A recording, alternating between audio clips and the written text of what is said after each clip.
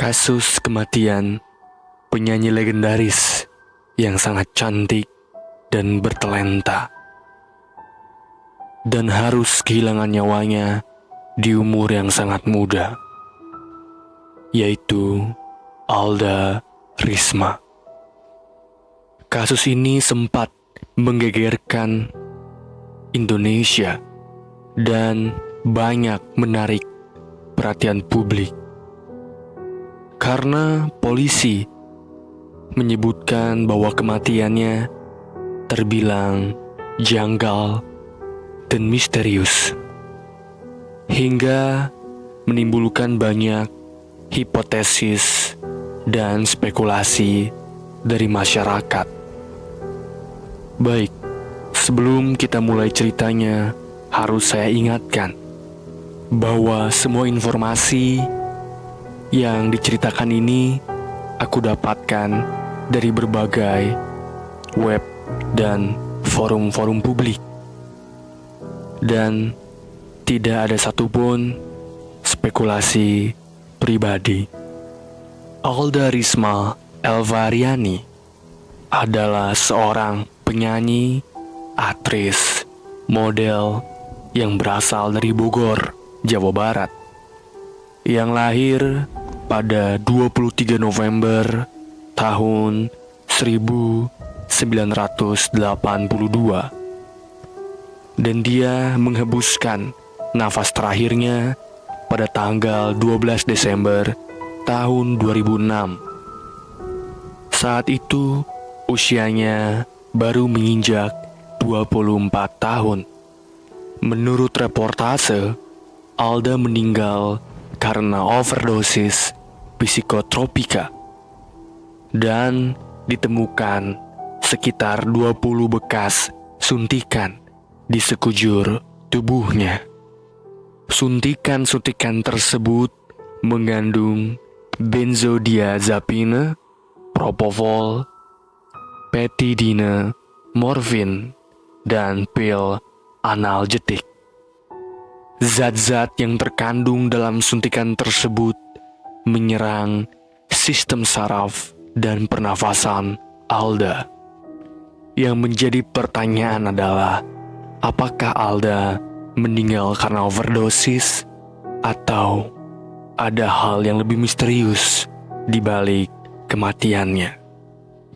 Kalau begitu, mari kita simak background Alda Risma. Pada tahun 1996, ayahnya meninggalkan Alda Risma berserta 8 adiknya.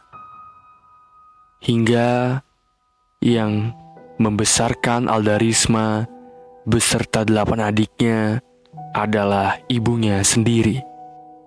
Pada tahun 1997, Alda memulai karirnya dengan band asal Inggris Code Red, dengan singlenya yang berjudul We Can Make It.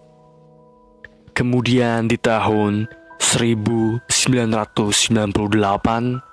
Alda membumingkan dirinya dengan lagu yang sangat booming di masanya, yaitu Aku Tak Biasa. Lagu tersebut melonjakkan karirnya hingga dia bisa membuat single-single terbaru dan banyak lagi album-albumnya. Lagu Aku Tak Biasa ini membuat Alda Risma bertemu dengan pujaan hatinya, Iwan Sastrawijaya atau Iwe, yang saat itu merupakan seorang petinggi Blackboard. Iwe ini pada saat itu sudah beristri dan mempunyai anak. Tapi dia mengaku sudah bertunangan dengan Alda pada tahun 1998. Namun pada tahun 2000 hubungan mereka kandas karena ada orang ketiga, yaitu Ferry Surya Prakasa. Kita sebut saja FS. FS yang pada saat itu berusia 33 tahun adalah seorang pengusaha yang sejak tahun 1988 aktif di organisasi sosial, yaitu Perwakilan Umat Buddha Indonesia, WALUBI. Saat menjalin hubungan dengan Alda, Efes diketahui telah menikah dengan wanita lain dan memiliki 2 orang anak. Hubungan Alda dengan Efes ini tidak direstui oleh ibunda Alda, karena mereka menganut 2 kepercayaan yang berbeda. Baik, kita lanjut ke kronologi kematian Alda Risma. Pada saat tanggal 12 Desember 1996, maksud saya tahun 2006, pada jam 6 sore, sekitar jam 18.00, Efes memanggil lobi hotel untuk membawa Alda ke rumah sakit. Dilansir dari majalah Tempo, supir taksi yang menolong Efes bersaksi bahwa waktu itu tubuhnya Alda sudah sangat dingin, dan saat ditanya, Efes hanya menjawab dia terlalu banyak minum obat tidur. Dan ternyata ini adalah kronologi yang sebenarnya. Jadi pada tanggal Desember 2006, Efes menjemput Alda di rumahnya, lalu menuju Grand Menteng Hotel. Sebelum tiba di lokasi tujuan, mereka sempat stop untuk mampir ke sebuah toko obat yang bernama Era Baru, letaknya di Pasar Pramuka yang tidak jauh dari hotel tersebut. Di sana Efes langsung masuk ke toko, sementara Alda menunggunya di mobil.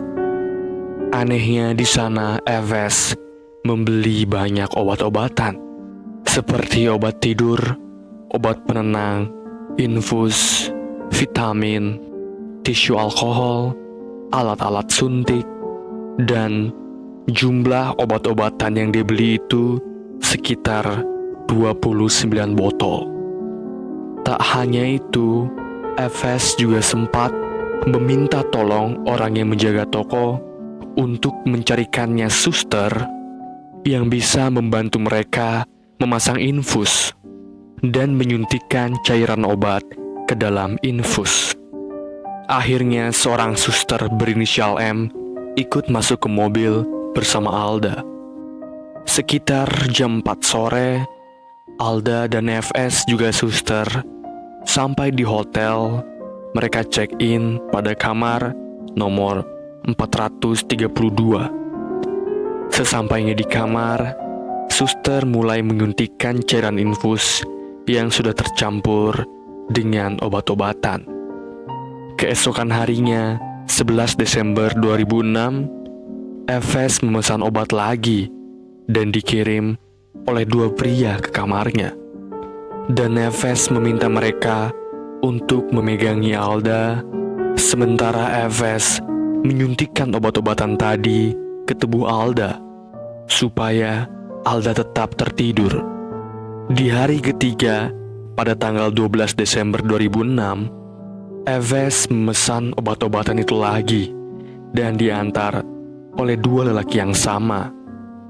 Efes terus menyuntikkan obat ke tangan dan kaki Alda sampai Alda tidak kuat untuk menggerakkan tubuhnya lagi. Jadi Efes menyuntikkan obat-obatan tersebut ke tubuh Alda selama 3 hari berturut-turut. Lalu Efes menyogok 2 lelaki tersebut dengan 100 gram emas yang pada saat itu nilainya sekitar 15 juta rupiah, agar 2 lelaki tersebut tutup mulut.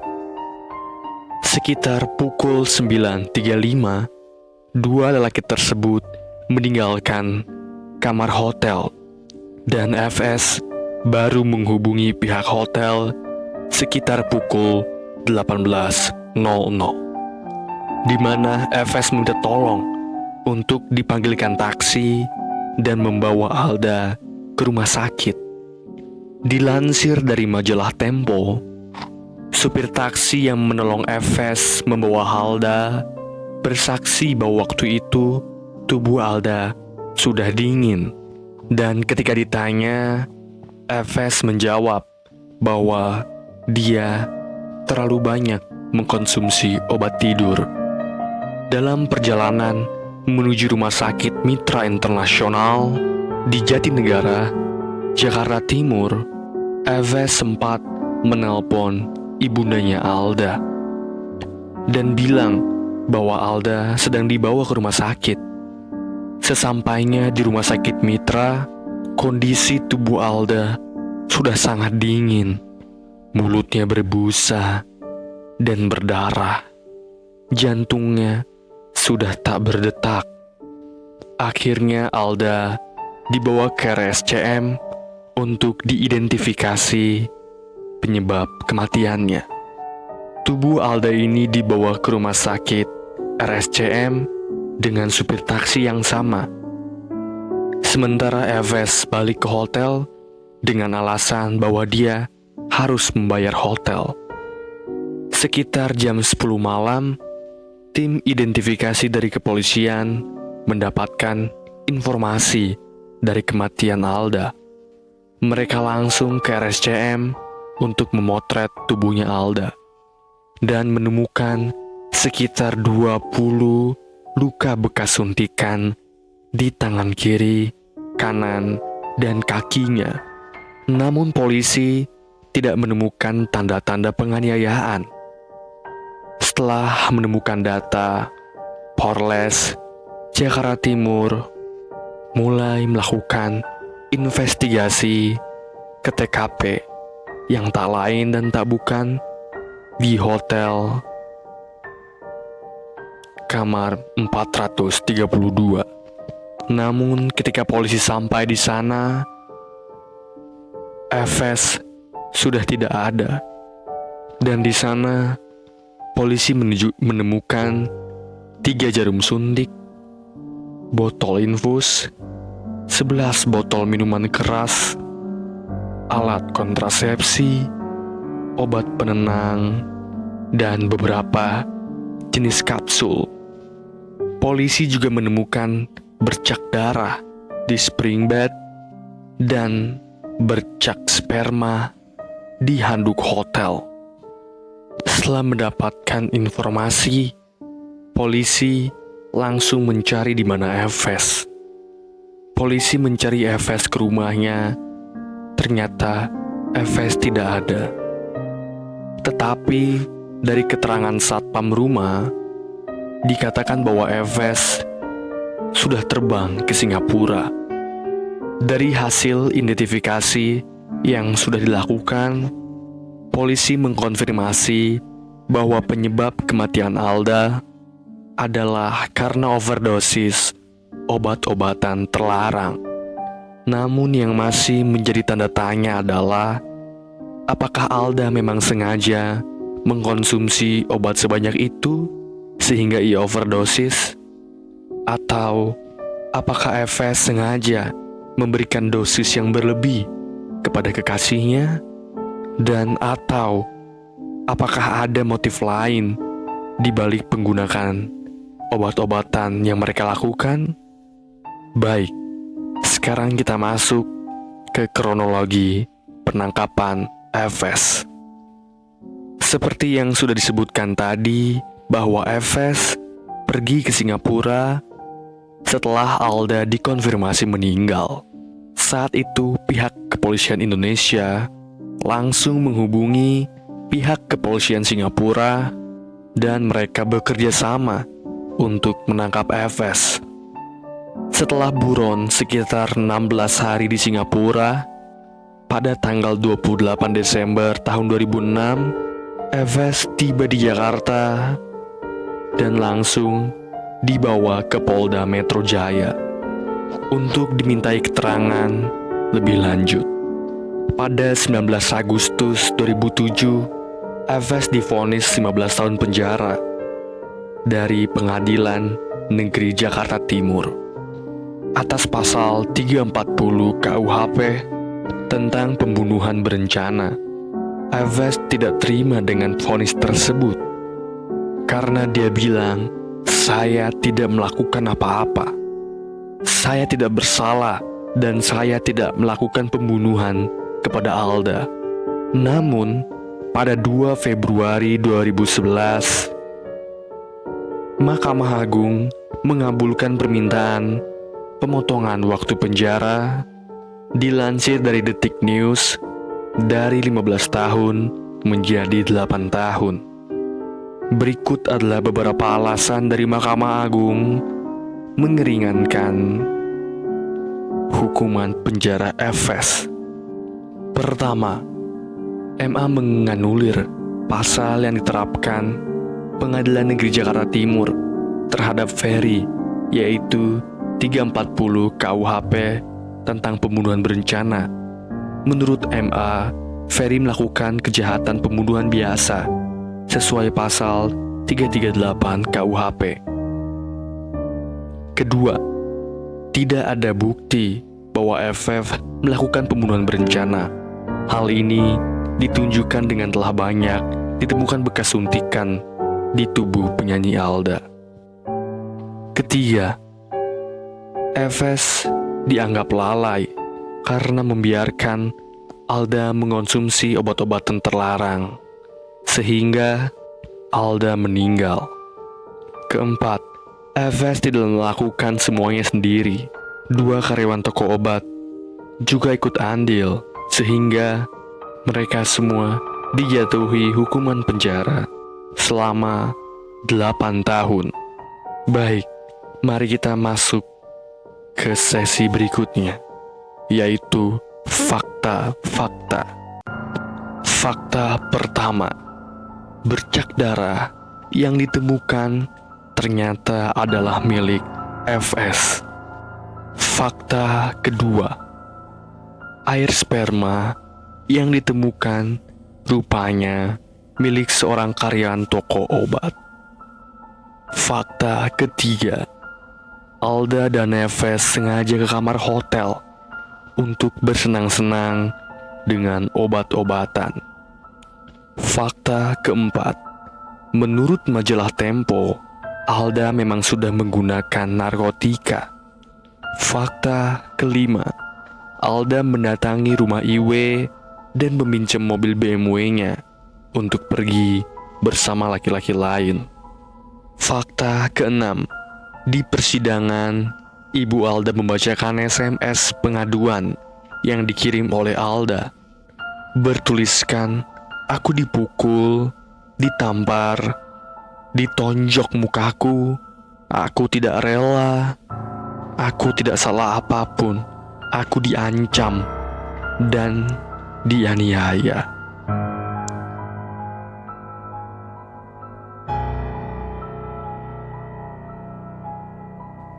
Baik, itulah dia cerita kronologis dan fakta-fakta tentang meninggalnya penyanyi legendaris dan diva asal Indonesia, yaitu Alda Risma.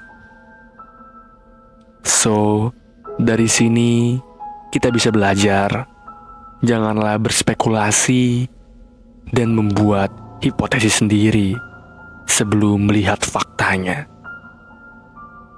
Maka inilah cerita hari ini tentang misteri kematian mendiang Alda Risma.